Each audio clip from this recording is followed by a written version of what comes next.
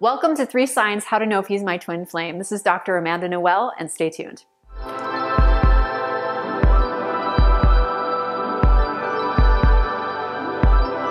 So the first sign to tell if he's your twin flame is to know that you're being fully vulnerable and he's still there.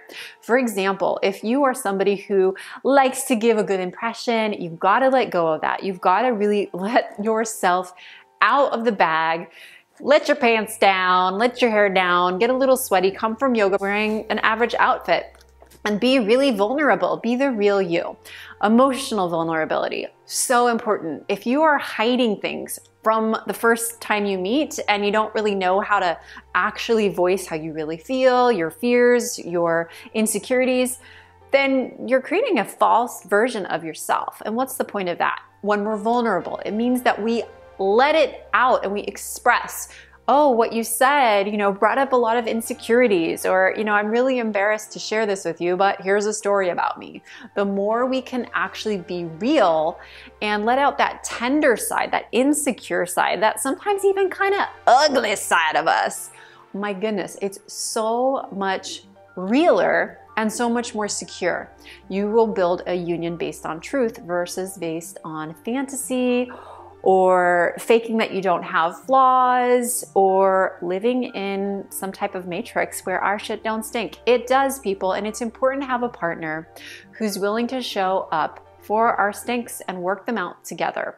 That's what a true twin flame partnership is. When I first dated my twin flame, I had something really vulnerable come up. I'd recently had a conversation with my brother where he said, never let a man know that you're looking for him as a baby daddy, that you're looking for, his partnership and his sperm. Make sure you just let him have a lot of space. And I was like, well, to be honest, I want both things. I want romance and I want a partner, and I don't want to mislead anybody. So I was having this internal turmoil. Should I tell Jack, hey, I'm Amanda, we're going on a first date and I want to have a baby, or, how should I share this? And so we took things really, really fast. Within 2 weeks, he was taking me on vacation pretty much. He invited me to come to Burning Man with him. He's like, babe, just, get yourself there. I'll take care of you. And I'm like, well, wait, I'm getting attached. We're going really fast. Can we actually have a real conversation? And I dropped the baby bomb. I was like, look, you're a wonderful young chap. I really respect you. We've had some great times, but we got to stop this if you're not cool with what I'm about to share. And he's like, oh. And I was like, oh. But I shared with him.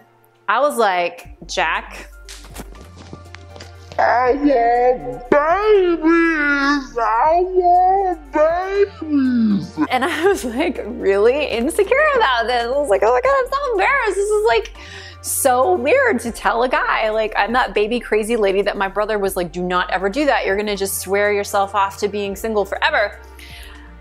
It's vulnerable. Being a woman that did not keep her Cabbage Patch Kids since she was a little kid, who really is obsessed with babies.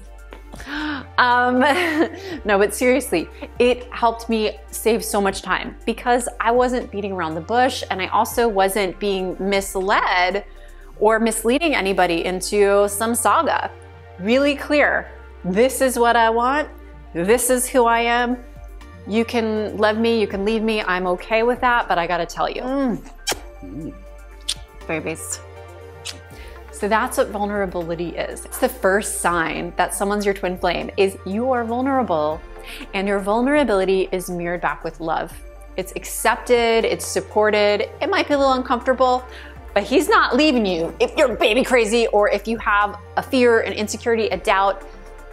He loves you through it. The second sign, if someone is your twin flame, that person will have a similar value around family and most likely have had a somewhat similar upbringing or childhood patterns. As children, from age 0 to 8, our psychologies are really created. Basically, any problems we have to solve as adults, you just go back age 0 to 8, you'll find something and you can heal it from that inner child.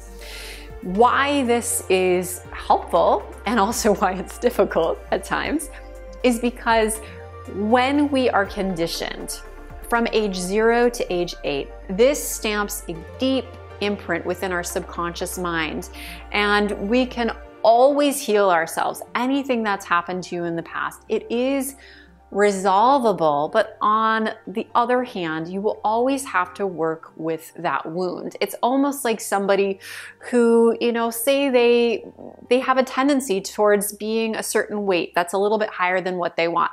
They can lose the weight, but they will have to work really hard.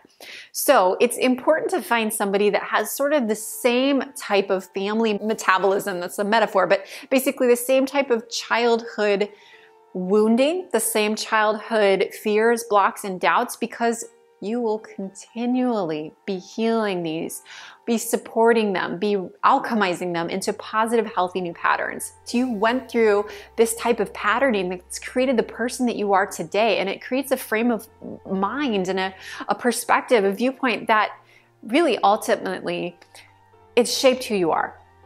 And while you have the free will to clear the screen away, it's going to be really hard to relate to someone who has no idea what you've gone through. That's why if your parents went through a rough divorce or a really difficult time, or if you have a parent that's, you know, was more domineering or verbally abusive or controlling, you won't really resonate with someone who has never been in those circumstances, because they're not going to fully be compassionate from empathy, from understanding it. So you and your partner, you're going to have really similar inner children. If you were a really shy child, your twin flame will also probably be either still have an inner child that's very shy, or as a child growing up was very shy. Jack and I, we both have very similar childhood memories, and we commiserate, we celebrate, and remember, you know, oh, I had that too in my childhood, or I had it this way, it was really hard. And part of the benefit of that is, as twin flames, we can heal and grow, because no one went through that time. It was really hard to go through it alone. So as an adult, we can fully circle back and go, oh, if I were with you, here's what I would have said, you know, or I would just hold your hand through it. So it's very healing to have your twin flame be in this wonderful alignment. So that's the second sign that he's your twin flame. Sign number 3 is a sense of completing each other. You, when you meet your twin flame, will have this coming home experience. You're gonna wanna spend a lot of time together. I know when my beloved and I reunited, we pretty much spent every single day together. We tried to take vacations, but we would still call each other on the phone. We would talk every day for the next couple of years. In fact, last year we had our first time where we didn't speak for a whole day, and it was like, wow, that's so weird. But it's also really important.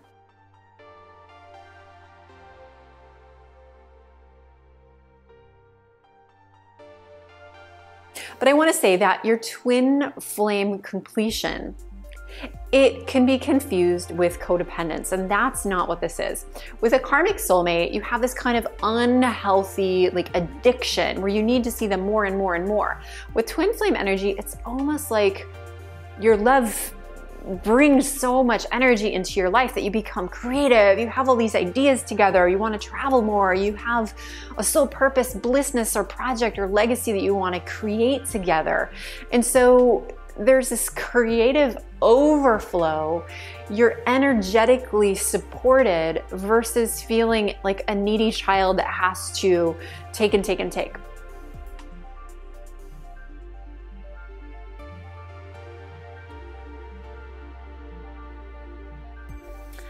However, it is normal. Don't be worried if you do have inner child stuff come up, because again, one of the signs of twin flame love is that you are here to heal and grow and participate in a dynamic union, and the inner child is going to come through.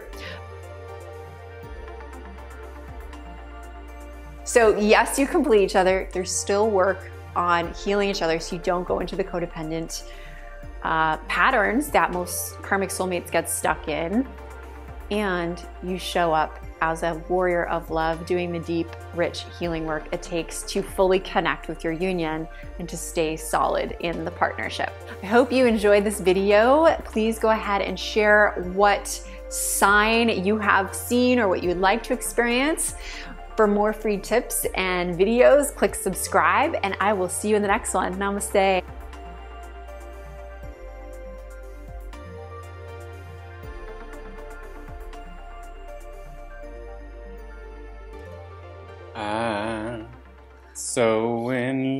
love with you.